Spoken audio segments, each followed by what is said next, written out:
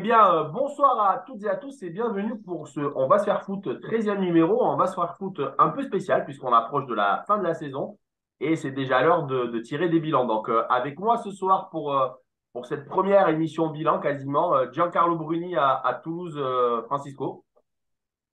Salut les gars.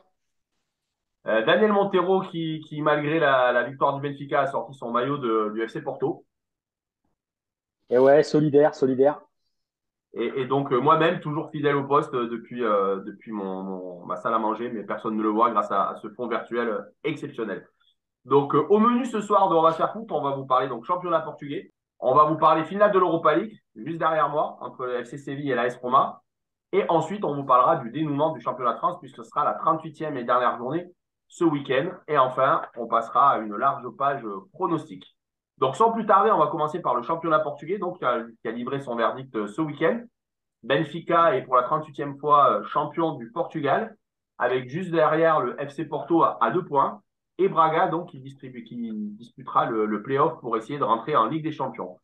Le Sporting du Portugal se qualifie pour l'Europa League où il retrouvera, on l'espère, le Toulouse Football Club pour une leçon de football à la toulousaine. Et une petite surprise, Arouca qui finit donc 5e du championnat. En bas du tableau, j'en sais rien, enfin il y a des équipes reléguées. apparemment, Passos de Ferreira et Santa Clara. Santa Clara. Et le National Madeira qui jouera donc le barrage pour ne pas descendre. Donc ma première question, enfin le premier débat aujourd'hui, c'est quel bilan on fait de cette nouvelle édition du championnat portugais? Quel enseignement tirez-vous? Quelles sont vos surprises, vos révélations de ce championnat? Et quelles sont vos déceptions? Donc le plus italien d'entre nous à la parole, Daniel. Giancarlo. Je sens que ça va être grandiose. Daniel, Non, vas-y. écoute, non, ce qu'on peut dire déjà par rapport à ce championnat portugais, c'est que, bon, déjà, il faut quand même admettre que Benfica a mérité son championnat. Il faut quand même admettre que c'est l'équipe qui a été la plus régulière tout au long de l'année sur le plan du championnat. Il termine en plus avec la meilleure attaque et la meilleure défense. Derrière, Porto, ils ont fait un bon championnat, mais ils n'ont pas été aussi réguliers que l'a été le Benfica. Et, euh, et effectivement, ils ont quand même fait une belle campagne au niveau de la Ligue des Champions. Ils sont quand même ils sont fait battre en quart de finale par le finaliste et peut-être le vainqueur de la Ligue des Champions. On va Non, voir non, non, dans quelques non, jours. non, non, non, non, non. On verra dans quelques jours. En tout cas, il est finaliste, l'Inter de Milan. Euh, donc, globalement, cette équipe de Benfica, elle mérite ce titre, je pense. Elle ne l'a pas volé. Et en plus, cette équipe de Benfica, cette année, a su en plus aller chercher des joueurs comment dire, de la formation. Hein, il y a le défenseur central qui maintenant est dans l'équipe du Portugal, Antonio Silva, qui est la révélation en termes de défenseur au niveau du championnat. Et là, récemment, ils sont allés chercher une petite pépite, on ne sait pas d'où elle est sortie, Joao Neves, qui a 18 ans. Le gars, c'est juste un phénomène au milieu de terrain, personne ne l'arrête.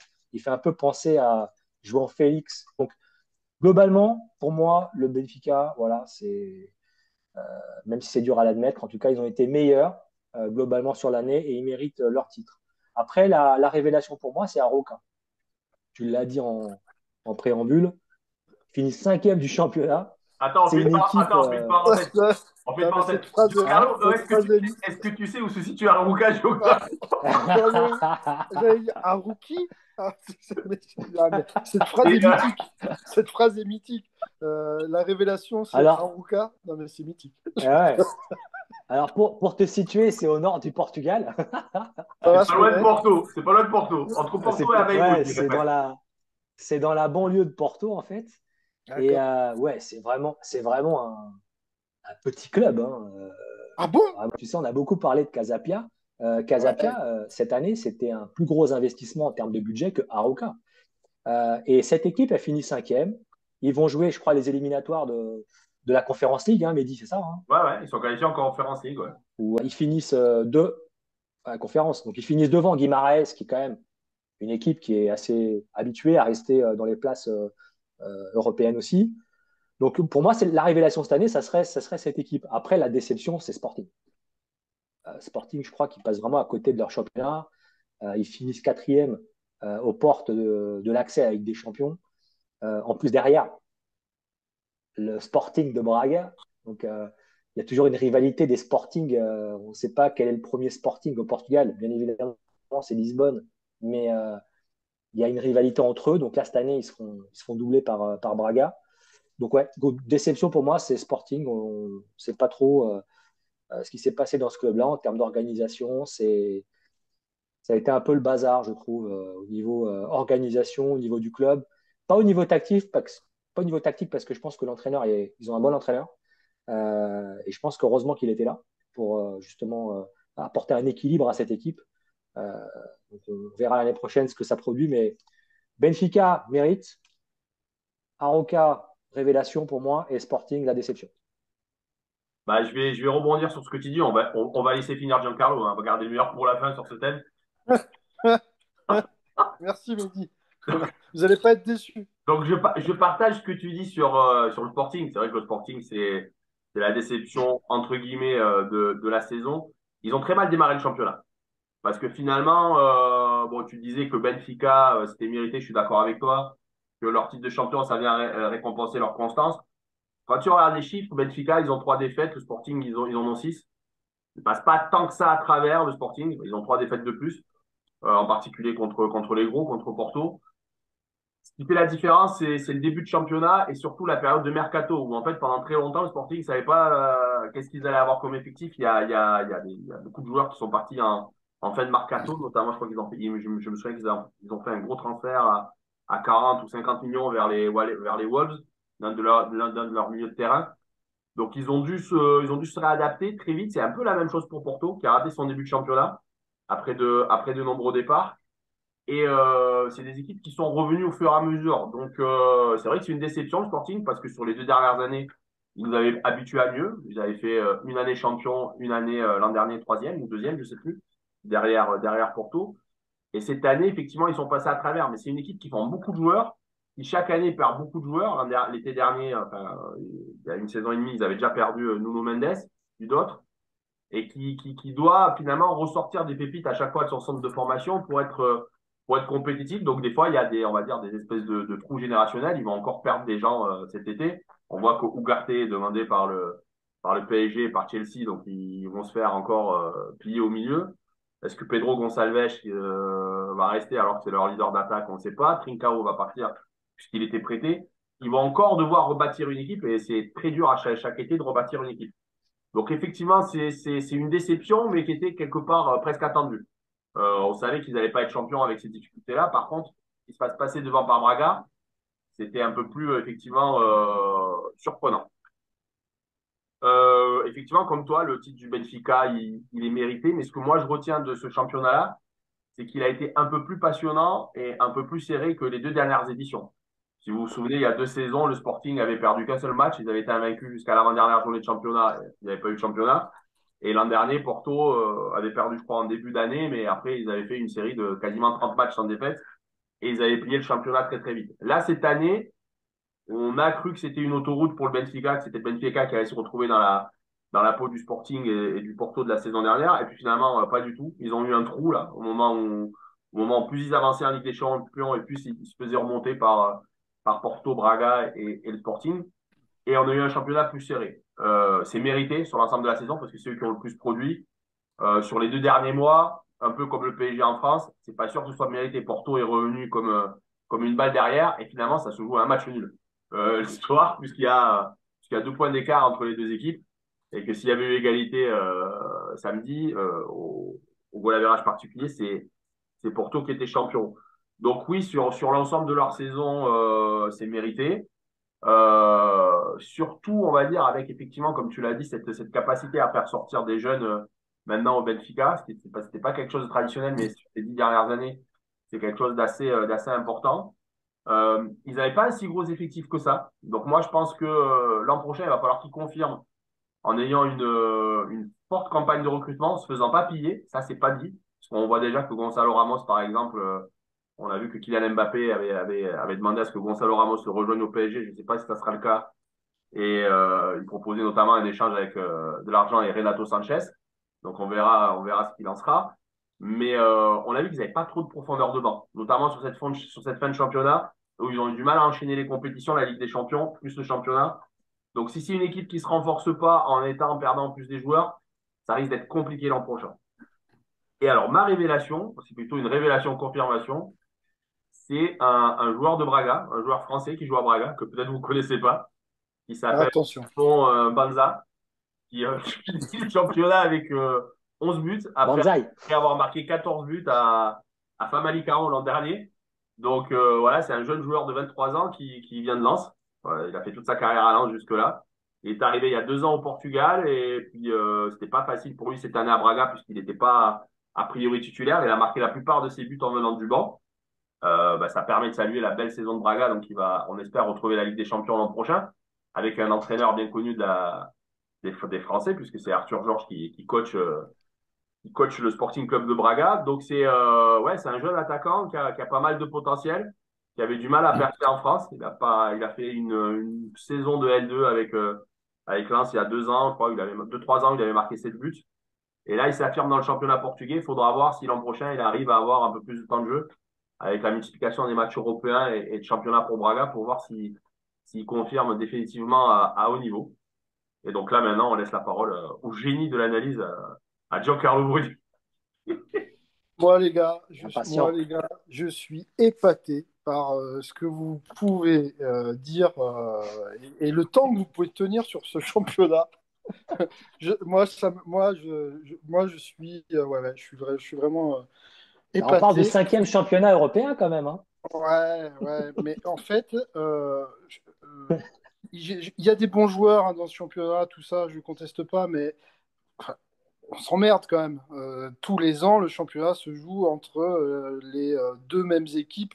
Une troisième tous les 20 ans qui tire son épingle du jeu, c'était l'année dernière, il y a 2 ans, le Sporting.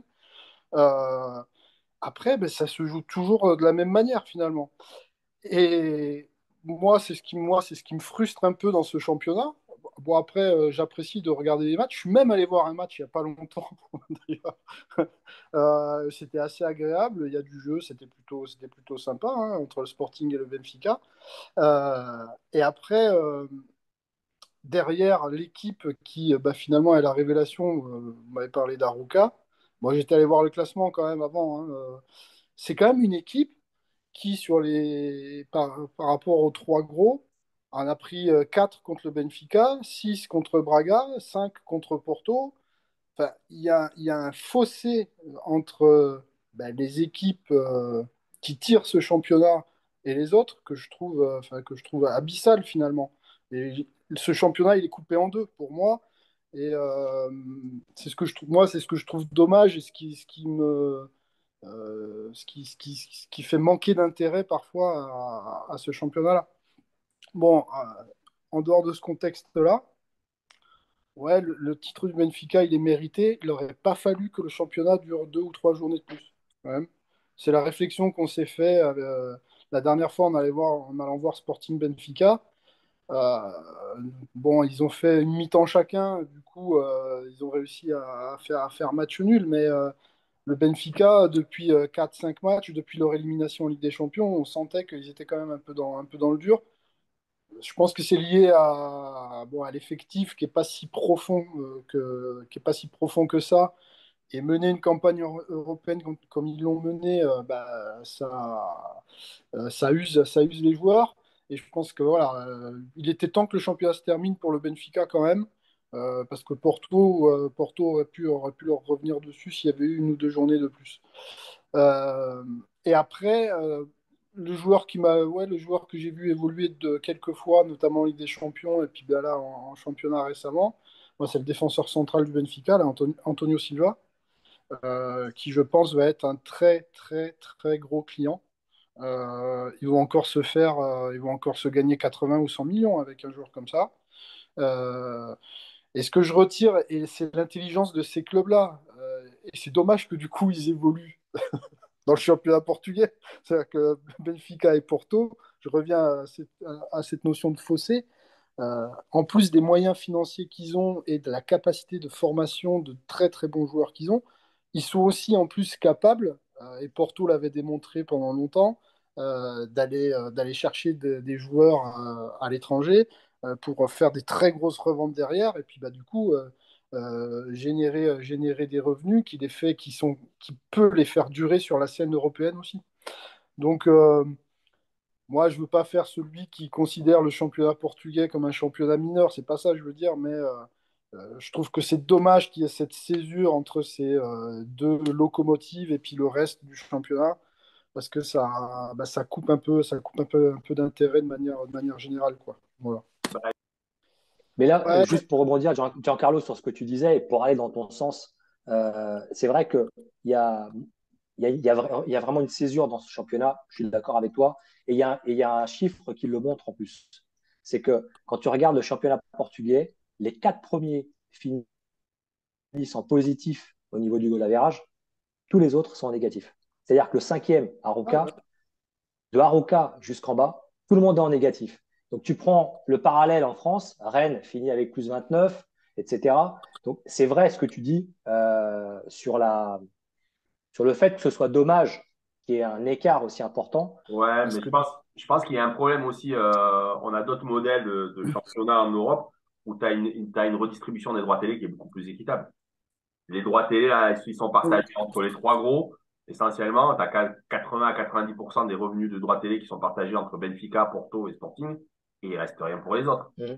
Et on sait très bien Ouais. que dans la plupart des championnats européens, en tout cas dans le championnat français, dans le championnat anglais et dans le championnat allemand, c'est pas du tout ça. Le championnat d'Espagne, ça ressemble à ça. Le championnat italien, ça ressemble à ça. Tout à fait. Mais moi, d'ailleurs, je trouve assez incroyable que les Portugais arrivent à se passionner autant pour ce championnat, qui est la fête à Marquês Pombal pour le 38e titre du Benfica, finalement, qui est un truc d'une banalité incroyable. Comme si Ouais. c'était la première fois qu'ils sont champions. Je trouve ça dingue. bah, tu vis Alors qu'à Paris, il Mehdi, n'y a tu eu vis à aucune Lisbonne. fête pour le Ouais. record de titres d'un club en championnat de France. C'est quand même assez incroyable, en fait. Mais Ouais, mais c'est la ferveur des supporters. C'est un peu comme à Marseille. Ce week-end, ils ont fêté les 30 ans de la Ligue des Champions. Ça a été le oui, bordel à Marseille. oui. Voilà. Ici, c'est pareil. C'est la ferveur Non, mais du excuse-moi, foot, en fait. Les gens vivent le foot. C'est parce qu'à Marseille, ils n'ont rien d'autre à fêter. Ils n'ont pas gagné le titre depuis 10 ans. Ok, mais c'est la ferveur des supporters. Ouais, d'accord. Mais quand tu prends les données brutes, le TFC a gagné plus de titres que Marseille et Lyon réunis ces 10 dernières années. Donc, Voilà, on rentre, c'était pas c'est quand dans même, le menu du débat, ça. c'est quand même exceptionnel. Donc, bon, mais puisqu'on parle du TFC et donc de la prochaine Europa League, attention, transition, nous passons à notre deuxième thème. Et donc à la finale de l'Europa League, donc, qui aura lieu demain 31 mai, entre le FC Séville, recordman des trophées en Europa League, hein, puisqu'ils en sont à 6 trophées en quasiment 15 ans. C'est quand même assez exceptionnel ce que fait ce club sur l'Europa League, c'est leur compétition. Et José Mourinho, donc, qui peut lui aussi gagner une sixième Coupe d'Europe. Donc, on va dire un choc des titans en Europa League, hein, finalement. C'est presque l'affiche rêvée que pouvait nous offrir cette compétition après les phases de poule des Ligues des Champions et le fait que les troisièmes aient été reversés en Europa League. Donc, comment voyez-vous cette finale? Est-ce que l'Europa League ira comme c'est derrière là, de nouveau à Séville, aux portes de l'Alcazar, ou ils iront fêter l'Europa League dans le Cirque Massimo à Rome? Donc, Giancarlo, cette fois-ci, c'est toi qui démarre. Alors là où je te rejoins, c'est l'opposition va être très intéressante. Bon, un club, alors je ne sais pas m'expliquer pourquoi, parce que c'est jamais les mêmes joueurs qui la gagnent, Ouais. mais, mais c'est ça qui est extraordinaire. C'est quoi? C'est l'administration du club qui est rodée pour cette compétition et qui arrive à la gagner régulièrement. Bon, pour moi, ça reste un mystère. En tout cas, les faits sont là et bon, c'est une équipe qui sait gagner cette Coupe d'Europe. Et puis en face, ouais, Mourinho qui a jamais perdu une finale de Coupe d'Europe, euh, qui sait jouer une finale de coupe d'Europe, qui sait les gagner. Donc l'opposition va être intéressante. En plus, il va y avoir une vraie opposition de style parce que quand même les derniers matchs de Séville, bon, ils ont produit autre chose que dans la première moitié du championnat où on a eu très très peur. Enfin, pas très peur. Au fond, je m'en fous, moi, parce que je suis pas Sévillan, mais pour un club de ce standing-là, à un moment donné, on se demandait s'ils allaient pas descendre et ils jouaient le maintien très, très, très clairement, hein, à 15 journées du championnat encore, de la fin du championnat. Donc, et puis la Roma, qui a montré sur notamment la demi-finale, en faisant un match à l'ancienne contre le Bayer Leverkusen, à la Mourinho, quoi. Hein. Je crois qu'ils ont fait une frappe dans le match. Ils en ont subi 25 ou 26, mais ça gagne, quoi. Je pense que lui, dans son esprit, c'est assez clair. La manière dont il va jouer cette finale-là, c'est uniquement pour la gagner. Après, là où je me demande si ça sera possible, c'est est-ce qu'il a les joueurs vraiment pour le faire? Contrairement aux équipes qu'il a eues précédemment, est-ce qu'il a les joueurs pour pouvoir tenir quand même de la pression? Parce que Séville, c'est une équipe qui joue, c'est fort sur les côtés. Euh, je ne sais pas s'il va pouvoir tenir sa tactique habituelle. Ou alors il va nous sortir quelque chose d'autre parce qu'il en a l'habitude aussi. Il est capable de nous sortir un autre schéma et puis une autre animation. Euh, mais moi, je donnerais un avantage à la Roma, du coup, parce que justement, cette capacité de Mourinho à inventer quelque chose sur un match, moi, je pense qu'ils peuvent les faire déjouer et puis ils peuvent, ouais, une victoire écrasante 0-0 au penalty, tu vois. Donc, c'est ça ton score? 0-0 au penalty? Non, mais moi je donne ouais, un très léger avantage à la Roma. Ouais, une victoire d'un but d'écart ou au penalty, quoi. Ok, je laisserai finir Dani. Alors, je te rejoins sur ta statistique. Effectivement, Mourinho n'a jamais perdu de finale. Mais c'est là où ça va être extraordinaire. Séville non plus. Donc, il y en a un qui, pour la première fois, va perdre une finale demain. Et donc, voilà, il va y avoir un côté novateur, un truc historique demain. Il y en a un Ou qui va pas, s'il y a match nul. être en finale et l'autre qui va connaître sa première défaite. Alors, je te rejoins totalement sur Séville. Hein. Ils ont fait un début de saison calamiteux où Lopetegui s'est fait virer. Ils ont récupéré Sampaoli, il s'est fait virer aussi. Et finalement, c'est avec le troisième entraîneur qu'ils arrivent à tirer leur épingle du jeu. Ils ont un effectif en qualité qui est supérieur à la Roma. Moi, je pense qu'il n'y a pas photo, que ce soit derrière, même s'ils n'ont plus leur défense centrale de la grande époque, Toto Schilacci, Adil Rami, ils ont quand même une défense centrale incroyable. Et ils ont surtout deux latéraux hyper offensifs qui sont champions du monde, que ce soit Acunha, qu'on a bien connu au Portugal parce qu'il jouait au Sporting, il jouait plus haut à l'époque, il jouait ailier gauche, ou Montiel qui nous a mis le dernier péno en finale, Père Bernard, hein, Montiel l'Argentin. Ils ont quand même une super défense Vidéo gag. avec, et moi je pense que c'est une des clés du match. On a deux super gardiens. On a deux gardiens de niveau mondial. Que ce soit Rui Patricio, même s'il a un peu baissé ces dernières années, qu'il a perdu sa place en sélection. Et surtout, il est là juste derrière moi, Yacine Bounou, et c'est pas parce que je suis chauvin, on sait tous qu'il fait partie actuellement des 3, 4 meilleurs gardiens du monde. Et on sait que les finales, ça joue en partie sur les arrêts des gardiens, que ce soit Rui Patricio à l'Euro 2016, que ce soit malheureusement Emiliano Martinez en finale de la Coupe du Monde. Tu gagnes parce que tu as le gardien qui va te faire l'arrêt ou les deux arrêts du match. Alors, c'est vrai qu'il va falloir que la Roma fasse ce type de même match contre les Leverkusen, hein, soit hyper résilient en défense et qu'ils arrivent avec, justement, avec Rui Patricio derrière et puis l'ensemble de leur défense à tenir bon et à marquer, j'ai envie de dire, en étant hyper efficace. Maintenant, pour être hyper efficace, il faut que Bounou se trouve et je suis pas sûr que Bounou se trouve. Tu vois, tu parlais de séances de tir au but. On connaît l'efficacité de Bounou sur les séances de tir au but. Sans doute, c'est supérieur à celle de Rui Patricio. Je suis pas sûr que sur une séance de tir au but, la Roma s'en sorte. Donc, il va Mais falloir. Ouais, tu crois qu'avec les joueurs qu'ils ont là, tu crois qu'avec les joueurs qu'ils ont, la Roma, Mourinho, il peut se permettre de retenter de jouer comme il a joué contre les Leverkusen? Moi, je pense qu'ils pourront pas tenir cette pression-là ah, ben, je suis sur un d'accord. match de finale. Je suis d'accord avec toi. Et c'est ce qui me fait dire qu'il va certainement chercher à inventer autre chose. Il peut pas leur laisser totalement le ballon. Non, Parce non, qu'en plus, je ils pense ont pas. des joueurs. Alors, ils ont des joueurs au milieu de terrain qui leur permettent d'avoir le ballon. Ils ont des joueurs devant, physiquement. Ils sont hyper denses, c'est pareil. L'avant-centre marocain, El Nesri, il revit depuis qu'ils ont changé, depuis qu'ils sont au troisième entraîneur. il enchaîne les buts et on sait qu'au duel, hein, c'est pas Ruben Dias qui dirait le contraire. On sait qu'au duel, il te mange aussi si tu le laisses imposer son physique. Donc il va falloir, à mon avis, que Mourinho effectivement change quelque chose pour pas que le FC Séville ait le ballon trop longtemps. Mm. Sinon, il risque de prendre un sacré grain. Bon, moi, je donnerais un léger avantage au FC Séville. Je vois le FC Séville l'emporter 2-1. Ils étaient un peu dans la même configuration dans leur dernière victoire il y a 2 ans. Ils étaient contre une équipe italienne, l'Inter, hein, ta grande copine l'Inter d'Antonio Conte, qui n'était pas une équipe qui produisait énormément de jeux. Et pourtant, ils avaient d'autres atouts offensifs. Hein. C'est quasiment la même équipe de l'Inter qui se retrouve en finale de Champions League cette année. Ouais. Et ils avaient battu au métier 2-1. Donc là, je pense qu'ils vont les battre aussi au métier 2-1. Donc bon, je pense que Dany va donner la remarque comme d'habitude, mais Dany, je t'écoute. Non, mais vous avez tout dit, hein, les gars. Hein. Et oui, je vais donner la remarque. Mais ouais, je suis d'accord sur l'opposition de style. Je pense qu'on va assister vraiment à une opposition de style entre Séville et Roma. Euh, Séville, en fait, ils finissent 11e du championnat, je crois. Ils sont 10e ou 11e du championnat. Ils font un championnat Ouais. vraiment en dents de scie. Euh, et la Roma finit quand même 6e. On attend la dernière journée.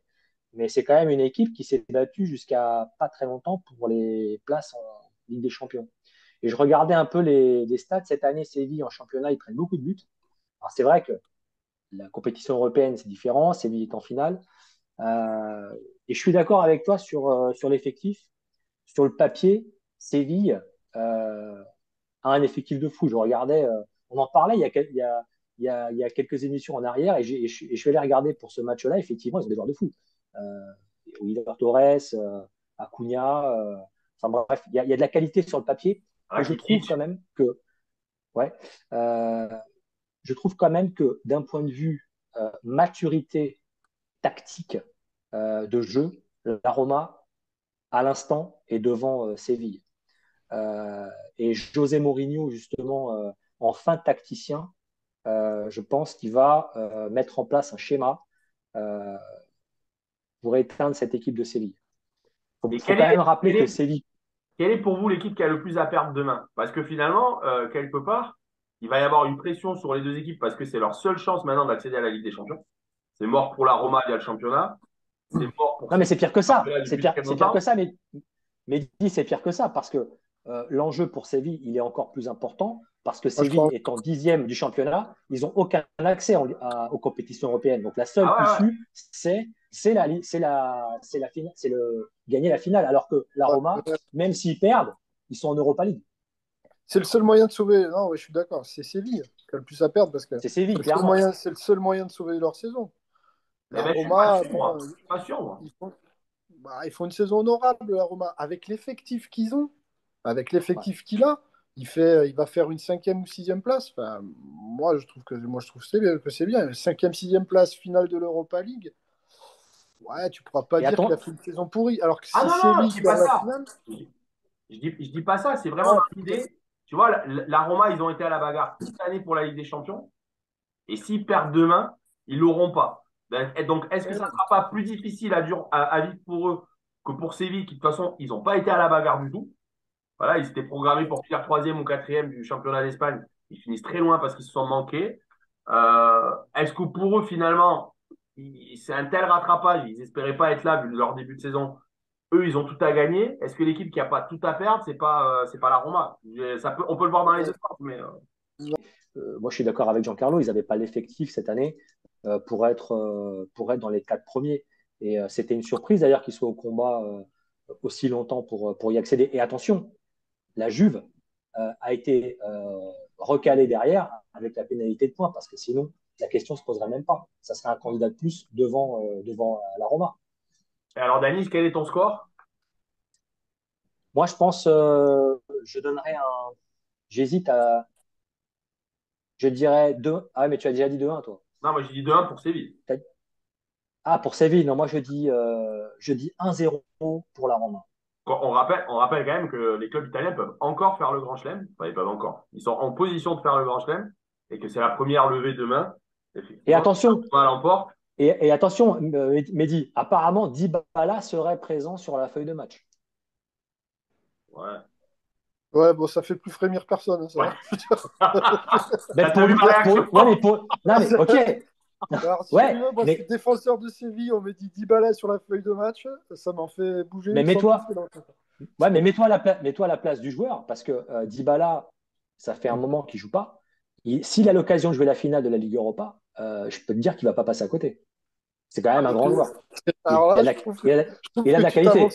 tu t'avances bien vite. Non, je te dis pas que c'est un joueur qui n'a pas de qualité, mais il a un mental de poulpe, quoi.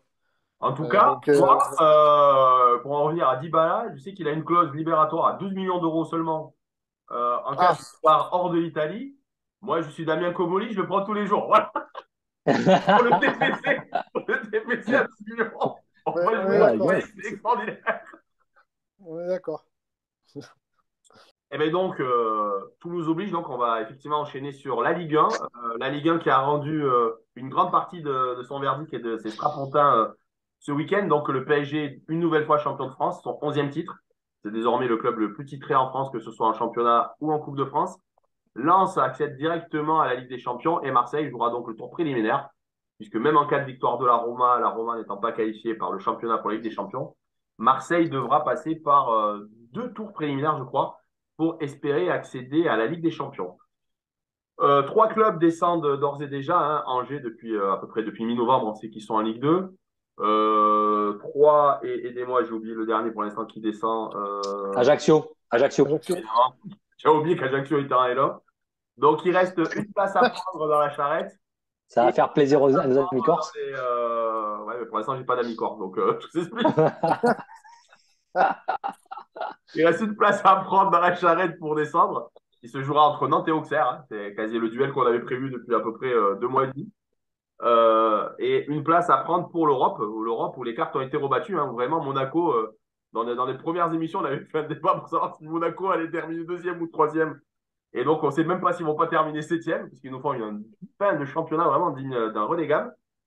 Et donc Monaco, Rennes, Lille et Lille. même encore Lyon qui peut espérer sur cette dernière journée venir coiffer tout le monde sur le fil et être européen. Donc on va faire vite, on va faire simple.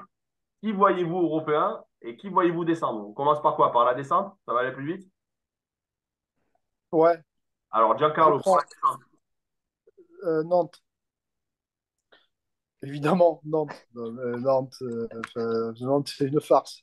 Je veux dire, Nantes, c'est une farce. Depuis 8 matchs, c'est une farce. Donc, si ces mecs-là restent en Ligue 1, je comprends rien. Et pour la place européenne, Lille. Lille, parce qu'ils jouent trop à la dernière journée, ils ont un point d'avance. Ouais, mais Lille il termine quatrième, donc ça veut Non, dire mais, Europa League non, direct. mais ils sont en oui, Europa League. Hein. Ouais. C'est entre Et Rennes donc et Monaco, en fait. qui est cinquième alors? Qui prend la cinquième place entre Rennes, Rennes. Monaco et Lyon? Rennes. Rennes, Monaco, ils sont portés disparus. Pareil, ils ne méritent pas d'être européens, ces mecs-là, au fond, au Ils final. jouent qui Rennes le dernier match? Je peux regarder. J'ai pas vérifié. Je sais que Lille Rennes, va à 3. Rennes joue à Brest, joue à l'extérieur à Brest. Ouais, bah, on a vu que Et Brest, Monaco c'est le joue. dernier match, Et Brest. Monaco, Ils sont chauds patates. Hein. Oui, Ils ont gagné à ouais, Marseille. Ils jouent totalement et libérés. Monaco reçoit Toulouse. Ouais, bah, à Monaco contre Toulouse, c'est plié. Ouais. Non, Donc, Monaco, tu c'est pas contre as Toulouse. compris pourquoi? Donc, Lille, Rennes. Voilà. Ok. Ouais, et Lyon, c'est pas possible. Lyon, c'est pas possible. Il faut un concours de circonstances. Il faut que tout le monde perde Non, et non, qu'eux gagnent par Mais ils Lyon, chance. sont c'est. à 3 points de Rennes. Hein. Ouais, mais au goal average, ils sont morts, donc ça Ouais. Ah passera pas. bon? D'accord. Annie? En fait, ouais, je regardais Lyon, pour eux, c'est mort parce qu'ils sont au goal average, ils sont à 20 et Rennes est à plus 29. Donc, même s'ils montent à 65 points, Rennes restera devant. Donc, ça va se jouer entre Rennes et Ah, Monaco. ça dépend le nombre de Euh, buts que prend Rennes s'ils perdent et le nombre de buts que marque Lyon s'ils gagnent. ouais, il y a 9 buts d'écart. Bah, Ouais. t'es pas dans le championnat portugais, mais dis quand même. Là. Ouais, ouais. Ils ont la casette. Ils ont la casette qui, malgré une saison pitoyable de son Ouais, équipe, est quand même à 26 buts. C'est-à-dire que ouais, le non, gars, j'y à chaque crois fois pas. qu'il joue en France, il claque plus de 25 buts quand même. C'est Ouais, non, vrai. j'y crois pas. Moi, je pense que Rennes va battre. Brest à l'extérieur, même si Brest, c'est solide, je suis d'accord, mais je pense qu'ils vont les battre.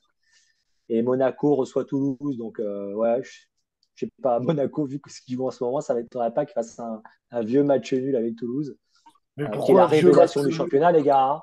Un vieux match nul, mais pourquoi pourquoi Toulouse ne gagnerait pas à Monaco? Ah, tout est possible à Monaco en ce moment, donc oui, tu Ah as oui, raison. Mais en tout ils cas, en prennent moi, 4 je pense contre que Montpellier, donc je vais te dire à domicile. Donc, ouais, ouais. Moi, je pense que Rennes, ouais, Rennes finit cinquième. À mon avis, c'est Rennes qui va Ouais, jouer l'Europe. Après ouais. Et puis pour la descente, ouais. quand tu après regardes le sur les, championnat, quand tu regardes le championnat de Rennes, quand même, c'est quand même eux qui, dans l'ensemble, sont les plus réguliers, quoi. Ils ont pas eu de gros trous, quoi, par rapport aux autres équipes. Donc, je trouve que ce serait logique. Pardon, Dani. ouais. Vas-y. Non, non, je t'en prie. Et après, ouais, sur l'équipe qui descend, moi, je suis partagé parce que même si je pense que Nantes ne mérite pas de rester en L1, je suis d'accord avec Giancarlo. Il faut vraiment un championnat vraiment pourri. Il mériterait d'aller faire un tour en L2. Mais je pense qu'ils vont passer, en fait. Pourquoi? Parce que Nantes va jouer Angers. Angers, c'est une catastrophe. Euh, c'est vraiment, voilà, ils prennent 80 buts sur la saison. Et là, je pense que Nantes, voilà, ils ont pas fait un mauvais match, Nantes, hein, sur le dernier match qu'ils font. Ils se sont un peu réveillés tard, mais je pense que là, ils vont aller chercher la victoire, à mon avis. Après, Auxerre joue Lens à domicile. Lens va pas vouloir finir la saison sur un échec, vu Ils vont comment ils ont perdre. été lancés. Et Ils pour vont faire perdre. plaisir vraiment à leur public, ils vont pas, ils vont être en Ligue des Champions. Ils vont, je pense, avoir à cœur de finir la saison Quel public? proprement. Ils jouent à Auxerre, Et Lens. Ils jouent à Ouais, ils jouent à l'extérieur, Auxerre. Lens. ouais. Non, mais Ils jouent le à Auxerre. public, l'Ansois qui va suivre le match, le dernier match de championnat. Après, attention, il y a une autre donnée aussi que je voulais vous donner, c'est que même s'ils font match nul, Auxerre, c'est-à-dire qu'ils auraient 36 points, Nantes, en gagnant, aurait 36 points au goal average. Nantes est meilleur qu'Auxerre, donc ils passeraient. Donc, Ouais. Auxerre, même s'ils ne méritent Mais pas, si ils vont à mon tu avis, veux, c'est Nantes qui va passer. si tu veux, moi, sur la descente, la donnée la plus importante que tu as évoquée, c'est que là, aujourd'hui, Nantes, pour rester en Ligue 1, ils doivent absolument gagner le dernier match. Parce que Ah, même, c'est ça, c'est clair. voilà, s'ils gagnent pas le dernier match, c'est mort. Bon, de toute façon, ils ont 2 points de retard, donc ils doivent Ouais. absolument gagner le dernier match. Mais si par Non, exemple, non, ils avaient fait match nul à Lille, un point leur suffisait pour éventuellement, en cas de défaite d'Auxerre, leur passer devant en prenant un point contre Angers et passer au goal average. Là, ils sont obligés de gagner avec 2 points de retard. Et mais encore une tu vois, fois, Mehdi, non, ceci dit, attends, je Lille termine. jouait. Lille, Nantes, ouais. ils ont pas gagné un match depuis le 19 février. Ils en ont joué des matchs, hein, et ils en ont joué des pipes. Hein. Ils n'ont pas attendu le dernier match pour jouer la pipe de l'année, pour jouer Angers. Ça veut dire qu'ils n'ont Tu, pas gagné, ils ont pas gagné à tu, domicile. mais tu, mais est-ce que, mais Ils n'ont pas gagné tu as contre vu le Ajaccio. match, tu as vu le match contre Lille? Ouais, j'ai vu le match contre Lille. Alors, très honnêtement, ils marquent un but où le défenseur de Lille, c'est juste vidéo gag. C'est-à-dire qu'il n'arrive pas, il veut contrôler le ballon pour mettre une passe en retrait, il tombe tout seul et le mec de Nantes va tout seul au but. C'est la seule frappe qui mate du match. C'est-à-dire qu'ils n'avaient pas marqué un but depuis la finale de la Coupe de France. Entre-temps, ils n'avaient pas marqué un but Ouais. depuis la demi-finale de la Coupe de France. Le seul but qu'ils marquent, c'est un but que même l'équipe avec qui tu as joué en tournoi de la péninsule ibérique aurait marqué. C'est pour dire. Mais t'es un Ils avaient un enfoiré. vu vu le niveau de Nantes en ce moment, honnêtement, personne ne s'attendait à ce qu'ils sortent ce match-là. Euh, donc ils perdent Mais, effectivement, mais ça c'est. Non, et puis mais- tu sens qu'il y a un truc où en fait rien ne tourne pour eux. Parce qu'effectivement, contre Lille, ils se dépouillent un peu, ils sont pas loin et tout. Mais t'as ces 2 pénaux. Le deuxième qui est gaguesque, où il y a péno. Hein. Moi, je trouve, à la fond, il fait faute. Hein. Il prend jamais la balle, il décapite le mec. Il y a péno, il y a aucun problème. Mais où le péno est à retirer parce que même malgré l'arrêt d'Alban Lafont, il est encore fautif parce qu'il est hors de sa ligne avant que le mec frappe. Donc tu sens qu'il n'y a rien pour eux, tu vois, il y a rien qui tourne dans leur avantage. C'est visiblement les dieux du foot, ils ont décidé qu'ils allaient descendre, quoi. Et tu parlais d'Angers, hein, j'ai vu aussi le dernier match d'Angers contre 3, ils font un super match, Angers, et ils marquent des buts de dingo. Ils marquent une frappe de l'extérieur du pied en pleine lucarne, une frappe enveloppée sur le deuxième but en pleine lucarne. Les mecs, ils jouent libérés. Le seul objectif qu'ils se sont donné, c'est de faire descendre Nantes, parce que ce qu'on dit pas, c'est que c'est quand même un derby samedi, ouais. Nantes-Angers. Et qu'un derby, Ouais. même si les mecs, ils ont rien à jouer, ils vont pas venir pour le perdre, les Angevins. Donc, ils savent même qu'en faisant match nul, ils font descendre Nantes. Donc, les mecs, ils vont les attendre. C'est à Nantes qui est obligé de jouer et il n'y a aucun fond de jeu dans cette équipe. Ils vont les contrer et ils vont les envoyer en Ligue 2. En ce qui concerne l'Europa League, effectivement, je pense que Lille, là, maintenant, ils sont dans un fauteuil. Je pense qu'ils méritent parce qu'honnêtement, c'est une des équipes les plus joueuses de l'année. Ils ont un super buteur, Jonathan David. Ils ont des ailiers qui dribblent, qui provoquent, Adam Ounas et bah, des fois Timothée Weah qui est arrière gauche. Vraiment, c'est une équipe hyper offensive, qui est sans doute celle qui mérite le plus de terminer quatrième entre Monaco qui fait plus rien depuis 2 mois et demi et Rennes qui a eu un gros trou d'air. Je pense que si Lille finissait quatrième, finalement, sur l'ensemble du championnat, les 4 premiers, ça serait les 4 meilleures équipes de l'année et ça serait assez récompensé. Et je pense qu'effectivement, Rennes va terminer cinquième, va jouer la Ligue Conférence. Je pense que c'est une Coupe d'Europe qui leur ira bien, dans laquelle ils peuvent briller, peut-être espérer aller très loin, en quart de finale ou en demi-finale. Et tout le monde sera content. Et il y a un truc que vous intégrez pas, c'est qu'Auxerre, ils vont battre Lens ce week-end. Parce que Lens, moi, je suis pas là où je suis pas d'accord avec Dany, Lens, ils ont rien à jouer. Ah, Finale, ils vont voilà. venir. Moi, je suis d'accord avec toi. Lens, ils Ah vont ouais. venir après quelque chaussette. Hein. Ah ouais, Bon, ouais. on passe au prono.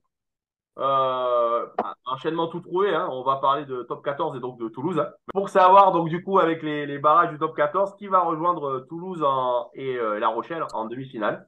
Voilà, donc on a une première affiche entre le Stade français et le Racing, un derby francilien, et un deuxième barrage entre Lyon et l'Union Bordeaux-Bègles. Ouais. Donc, vas-y Giancarlo, c'est toi qui nous donne tes 2 premiers pronos. Stade Euh, Racing, hein. Bon match, hein. Belle purge. ouais. En premier. Moi, je mettrais Racing. Racing parce que c'est une équipe bon, sur les trois quarts, enfin, c'est une équipe qui marque énormément d'essais quand même. Tu regardes, c'est 30 ou 40 pions à chaque match, hein, ça envoie du jeu. Puis ça va Bon, être, ils en prennent ouais, aussi. Hein. ça va être intéressant comme opposition. Parce que le Stade français, c'est un peu plus solide, c'est peut-être un peu plus solide devant. Mais moi, je mettrais un petit avantage Racing.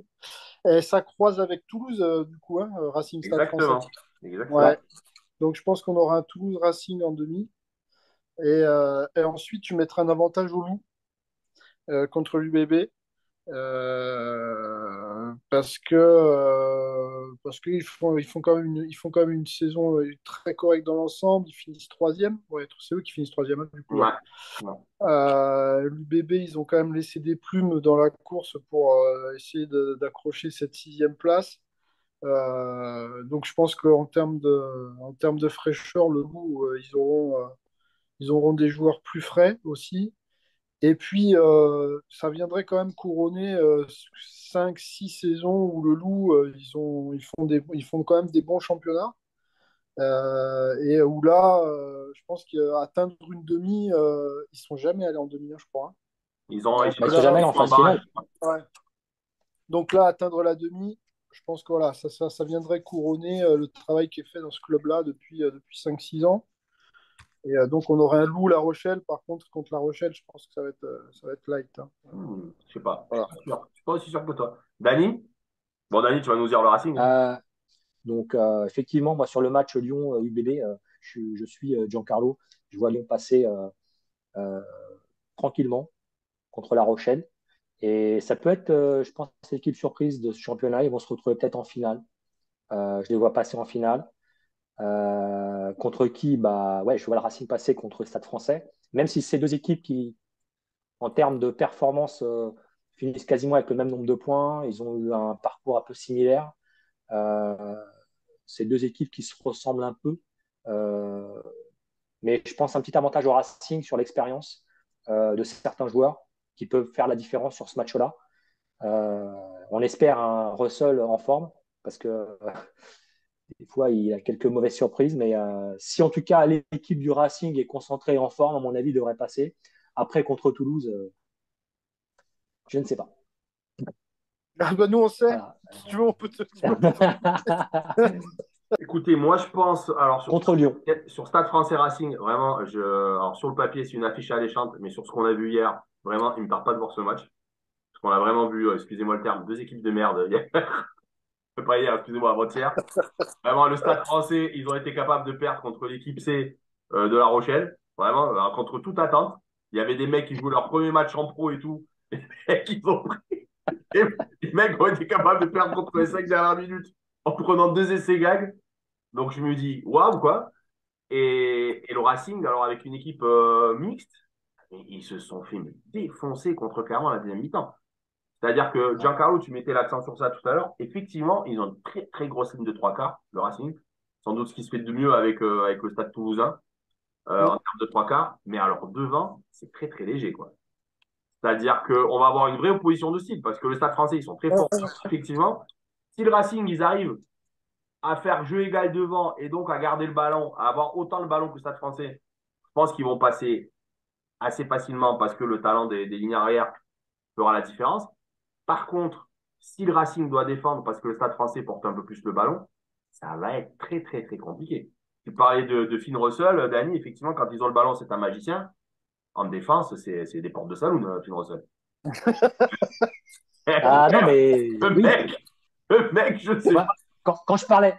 Il Ouais, ouais, doit non, avoir mais la, là, non, mais il non, doit avoir je la te suis statistique là-dessus. du plus faible nombre de plaquages de la saison, tu vois. C'est un truc incroyable, ce gars. Donc, Non, je te suis là-dessus. Par contre, il peut faire la différence s'il est en forme sur le jeu au pied. Et mais même sur le jeu au pied, si le Racing. sur le jeu au pied, c'est des matchs qui se jouent sur les buteurs. Je pense que Joris Second et Morgan Parra sont des meilleurs buteurs que les buteurs du Racing, tu vois. Donc, moi, je vais Et donner vraiment un très, très, Je très sais pas léger ça. avantage au Stade français. En plus, ça m'arrange parce que je pense qu'on les défonce en demi-finale sans, sans aucun scrupule. Et d'ailleurs, je pense que honnêtement, alors je suis d'accord avec toi, je donne aussi Lyon gagnant contre Bordeaux-Bègles parce que Lyon, je pense que c'est quasiment l'équipe. C'est une des, franchement, ils sont à leur place dans les 3 premiers. Mm. C'est une des équipes les plus complètes. Devant, c'est solide. Derrière, c'est hyper solide aussi, notamment avec Kusova. Ils sont très, très, très durs à jouer. Par contre, ils sont capables du meilleur comme du pire, quoi. Il y a 2 ou 3 journées, il y a 3 journées, ils doivent jamais l'emporter contre l'USAP à domicile. C'est du vol qualifié, quoi. La fin du match et l'arbitrage à domicile dont ils profitent. Donc, ils sont capables de passer à côté du match de manière assez inexplicable. Donc, sur le papier, sur ce qu'ils ont montré sur ces dernières journées, à mon avis, ils sont devant Bordeaux-Bègles. Ils peuvent faire le match avec La Rochelle normalement parce que c'est très solide et très dense physiquement. Maintenant, je pense qu'ils vont avoir un match de barrage très dur. Physiquement, ils vont lisser des plumes. Et les mecs, ils n'ont même pas une semaine pour récupérer avant d'aller en demi-finale. Et je ne sais pas comment on échappe à un Toulouse-La Rochelle en finale, en fait. Mais ça me paraît dur, quoi. Donc moi, effectivement, je donne le Stade français, à la différence de vous, mais sur pas grand-chose. Et je ne sais même pas sur quoi, en fait. Parce que sur le fait qu'ils jouent à domicile, sans doute. Et Lyon. Plus Et convaincu. ouais, tu les vois pas taper La Rochelle, Lyon, sur la fraîcheur, en fait. Bah, ils ne seront pas frais du tout, quoi. Ouais. C'est le problème. C'est le problème. Après, au-delà de ça, Ils ont été obligés de au- jouer le match contre Bayonne à fond. Ils vont jouer le match forcément de barrage à fond. À La Rochelle, ils ont envoyé l'équipe C là. Ils sont au repos la semaine prochaine. Ouais. Ils ouais, ont, ils ont bah, 3 semaines de repos, quoi. comme le Stade Toulousain, ouais. Et bien d'ailleurs, j'en profite pour signaler que le Stade Toulousain cette semaine est en stage à Faro au Portugal. Voilà. Je ne sais pas si on aura les loisirs d'aller les voir. Moi, j'y cours, a priori, mais de temps en temps, je les cours. Donc, ça va être compliqué. Mais là, C'est peut-être eux qui vont venir te voir. ouais, ouais, mais bien sûr, ils attendent que ça. Ils sont sur le qui. Je vous propose de passer au deuxième prono qui nous intéresse cette semaine. Une affiche très, très, très, très alléchante puisque c'est un derby de Manchester en finale de la Cup, donc entre Manchester United et Manchester City. Sur le papier, il y a un très, très gros favori, donc Danny, City ou United. Ouais. Bon, il n'y aura pas de surprise pour moi. Je pense que City va clairement éteindre United sans aucune surprise. Ils leur mettent une branlée, quoi.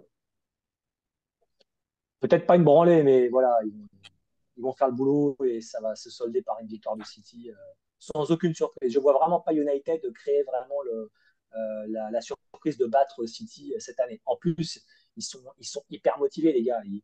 Ils gagnent le championnat. Là, ils ont la finale de la Champions League à préparer. Pour eux, ça va être un match d'entraînement, quoi, Quel score? avant la finale. Quel score? 4-1. Ah ouais, quand même. Giancarlo? Est-ce que Cantona joue? Non. Bon, Ni, alors je pense que ni Gabriel Obertan. donc je pense que City va gagner. Je pense que City va gagner aussi. La seule chose qui pouvait me faire douter, c'est la proximité avec la finale de la Ligue des Champions. Mais bon, il joue pas. Je me demandais s'il allait mettre l'équipe type et mettre tous les titulaires. Parce que ça se joue quand? Ça se joue samedi, là? Ça joue le 3, ouais, ça joue samedi. Bah, moi, c'est le débat que j'ai aussi. Je sais pas Bah, qu'est-ce qu'il va faire. Est-ce qu'il va leur laisser 15 jours de repos à ses joueurs ou pas? Parce que l'Inter, ils c'est sont un bon match d'entraînement, hein. L'Inter, ils ont plus rien à jouer. Ils sont sûrs d'être en Ligue des Champions. Donc la semaine prochaine, l'Inter, Mais, ils il vont va, mettre tout le monde au repos. Ouais, avantage mais City, ouais. Guardiola, il a l'opportunité de ouais, Mais par garder contre, le je rythme vois des des joueurs. C'est un bon match d'entraînement. 3-2 City. 3-2 City. Ils vont être menés, même. Ils vont être menés. Moi, Ils les vont gars, gagner 3-2. je suis très partagé. Bon, déjà, ces deux équipes, bon, elles se sont affrontées, bon, évidemment, deux fois en championnat. Il y a une victoire pour City 6-3. Il y a une victoire pour United 2-1. Bon.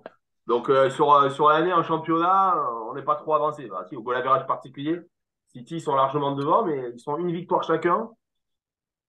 Moi, c'est effectivement la proximité avec la Ligue des Champions qui m'intrigue, qui m'interroge. Si c'était pas, s'ils n'avaient pas la finale Ligue des Champions derrière, je vous dirais sans aucun problème City. Qui va aligner? Est-ce qu'il va faire tourner? Pas tourner. S'il fait pas tourner, s'il aligne les titulaires. Est-ce que les titulaires vont s'engager à 100% au risque de se blesser, de rater le sommet de la saison? City, ils ont pas. Ouais, c'est vrai qu'ils ont une équipe de rêve, mais je trouve que devant, ça manque de tueurs comme ils avaient à l'époque. Ils n'ont plus Antoine Sibierski, hein, parce que bon, Dany veut pas le placer, donc je vais faire le boulot à sa place. Donc, donc voilà. Attends, on n'a pas fini avec Nantes. J'allais parler de Antoine Sibierski à Nantes. Ils avaient Ben, besoin on de. l'a passé Nantes, on l'a passé Ah Nantes. merde, c'est ma conclusion. Donc, C'est ma conclusion. Bonne chance à Nantes. donc voilà. Non, moi je pense que mine de rien, on a les deux équipes de la saison en Angleterre. C'est-à-dire qu'on a soit on a une équipe qui va faire le doublé, soit on a une équipe qui va faire le triplé. Voilà. Parce que je vous rappelle que United, ils ont déjà gagné un titre, hein, mine de rien, ils ont déjà gagné la Coupe de la Ligue cette année contre Newcastle en finale, il me semble. Donc ils ont rien à perdre. United, ils vont jouer le coup à fond. Mine de rien, ils font une belle saison, ils ont une belle équipe. Euh, Bon, c'est sûr que City, ils ont le triplé dans les têtes, mais moi, Ah, ils ont plus la Ligue des Champions. Je pense que United va gagner sur un match, ils peuvent gagner, ils vont gagner 2-1. 2-1, même si ils ont plus de renards des surfaces comme ils avaient à l'époque, là, les Dwight Et York, d'avoir Steve souffert. Cole, Toto Schilacci, tu vois, donc. Et dernier match, on verra si ça passe en temps, sinon je le coupe au montage parce que c'est pas le match qui passionne les foules. Donc en Liga, on a un magnifique Valladolid-Retafe en dernière journée. Une finale Allez, pour ciao la les gars. descente, Bonne puisque soirée. Valladolid est 18e et Retafe est 16e. Il y a un point d'écart, donc celui qui perd va descendre a priori. Donc Et qu'est-ce qu'on Dani, s'en et qu'est-ce qu'on s'en fout? Qu'est-ce qu'on en a à foutre? Je connais ta Qu'est-ce qu'on en passion. a à foutre? Écoute, Qu'est-ce qu'on en a à foutre? écoute, moi, je sais pas. En tout cas, Valladolid va jouer à domicile, hein, donc Et le lui, il facteur. parle, et lui, il va te parler de 10 minutes. Ouais, Valladolid, Et, machin, quand même, je m'en Ouais, non, ils remets. jouent à domicile, donc ils ont le facteur domicile, donc ils ont tout pour. Ils vont avoir leurs supporters qui vont être derrière eux. Donc, non, je pense que Valladolid Mais va tu crois l'emporter. même Par pas à ce contre, que tu dis. attends, Tu crois même pas à ce que tu attends. es en train de Non, mais dire. par contre, non, il y a pire que ça. Je pense que vous avez oublié un paramètre, c'est qu'il y a Almeria qui va jouer contre l'Espagnol et Almeria, au goal average, sont pires que Valence, donc que Celta Vigo. Donc, du coup, ça veut dire que si Almeria perd contre l'Espagnol, que C'est ta Vigo, Valladolid mais gagne, ils sont en Liga B. C'est ta Vigo déjà.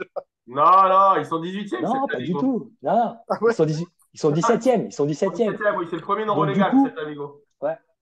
Donc, même si Retafe perd contre Valladolid, Almeria, en perdant contre l'Espagnol, bah, c'est Almeria qui descend. Mais Non, mais Voilà, les Almeria, ils gars. vont pas perdre contre l'Espagnol. euh, eh, Ouais, bah, tout ça pour dire que Mais même t'en si sais ça rien. arrive, Les Espagnols, ils sont T'en déjà sais condamnés. rien, Alors Mehdi. attendez, moi je vais vous faire une vraie analyse footballistique. ouais, Je pense que Allez, Valladolid, vas-y, ils vont gagner balance. contre Retafe, ils vont pas descendre parce que Valladolid, déjà, c'est le club de R9, on le sait. Hein. Ils sont présidés par R9 et voilà, ça sent le football, ça sent le passement de jambes et tout. Et puis surtout, donnée très importante, Valladolid, ils jouent en violet et blanc. Et cette année, les violets et blancs. j'étais sûr que tu allais placer ça. Ça, c'est important. Donc voilà, donc je connais aucun joueur de Valladolid, mais je vais donner ni de Retafe. Mais je C'est donne Bioman, en fait. C'est Valladolid, Bioman. je donne Force Valladolid violet. vainqueur 2-0 parce que tu nous as pas donné ton score sur le match quand même. Mais tu veux le score de quoi? Bah, de Valladolid Retafe, et pas du nombre de crêpes qu'a fait ta grand-mère, j'en sais. Allez, moi, je dirais 2-0 pour Valladolid. Ok. Giancarlo, on va pas insister. Non, mais Tu fais tapis? putain, Tu tapis sur ce force à match? Retafe. Force à Hein. Retafe, ils étaient européens il n'y a pas si longtemps, ces mecs-là, quand même. Il y a longtemps, Force à quand il y avait Retafe. Roberto Soldado. C'était quoi, il y a 4 ans, 5 ans? Je sais pas, Soldado, il est parti, je sais pas, il y a combien de temps? Ouais, 0-0. Ouf, Oh, putain. Bah là, c'est Almeria qui descend, alors. mais non, Almeria, ils descendent pas. Valladolid, il reste derrière. Ils Valladolid, il perdent. reste derrière Almeria. Il faut qu'Almeria perde pour descendre. Ils perdront pas contre l'Espagnol Barcelone. L'Espagnol Barcelone, c'est des Valladolid. qui sont déjà en Ligue 2. Mais ça, t'en sais rien. Écoute, ce pronostic me passionne tellement que je joue aux cartes. Même. Tu vois. Bon, en tout cas, écoutez, je vous souhaite une belle semaine. Je pense que ça va être. Je pense qu'on sera très très nombreux devant ce match entre Valladolid et Retafe. Hein. En tout cas, moi, Ouais, Oui, ça se joue à quelle ouais. heure? Parce que avec des peut-être tapas. que c'est pendant qu'on est à la crémaillère chez Victor, on pourra pas le voir. Quel dommage. Préparer les tapas. Pour qu'elle en laisse. Bon. En attendant, Joder. je vous souhaite une bonne semaine, une belle finale d'Europa League. On remercie Jules Koundé de sa présence. Hein, il est là, regardez. On va faire un Jermaine Jackson. Et je vous dis à la semaine prochaine, donc, où on fera une longue page sur la finale de Champions League qui s'annonce passionnant entre les deux équipes préférées de Giancarlo, l'Inter de Milan, hein, sur l'équipe de son cœur, et le Manchester City de Guardiola, l'entraîneur de son cœur. Donc il va passer une très très belle finale. Mais on a le temps d'en parler la semaine prochaine. Moi, ben, je regarderai Valladolid Retafe enregistré ce soir-là. Je te proposais de nous faire un débrief tactique de ce match. Et ça n'est pas tactique. Ouais, on l'attend avec impatience. Ciao les gars. Et bientôt sur les antennes de la French Radio. Bonne semaine et à la semaine prochaine. Allez, Ciao, bonne allez, soirée. ciao, ciao. Ciao. La French Radio. Portugal.